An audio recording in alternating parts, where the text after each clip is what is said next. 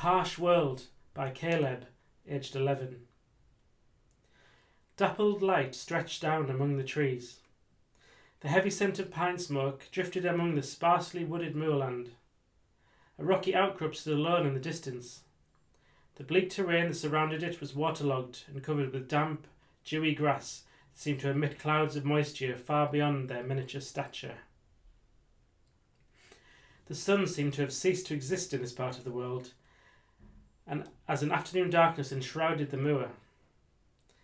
The lives of the people that existed in this dismal place were filled with murder and blood.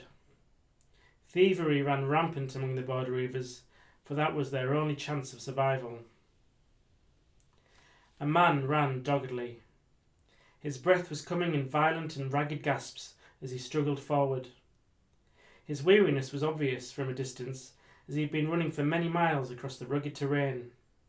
The tattered and frayed clothing that adorned his body was stained and bloody from a brief and violent encounter with the village rangers. His men were annihilated within minutes as the rangers released a storm of arrows that punched through their leather jerkins and chain mail, penetrating deep within. The long spears they carried were ineffective against the flurry of arrows. But even then, they charged on as their comrades fell beside them, riddled with arrows, and the ground slick with blood. But there was someone missing. The man that had orchestrated the attack had managed to slip away and unobtrusively in the heat of battle. His trail of blood was faintly scattered among the dewy grass, so only a tracker of high calibre could follow. The raw beauty of nature was stained as the village sprawled over what was once a towering pine forest. The highlands to the north of the village were perfect for grazing their shaggy cattle, as that was all that survived in this god-forsaken environment.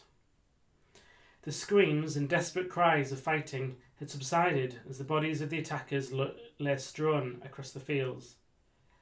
But there was movement in one bloodied face.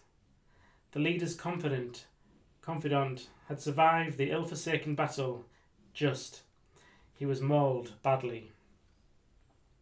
He might survive, but only if the healers treated him. And they would, for information. So he sawed out the leader's base, mercilessly and without a hint of compassion, for he would live at the expense of another.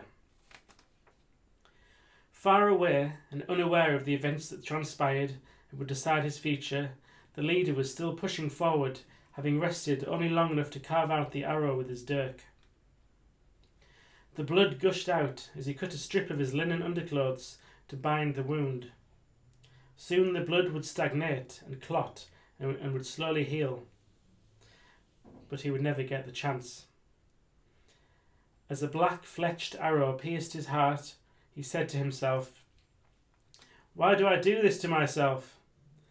Is this the life that I wanted?" But by then, it was far too late.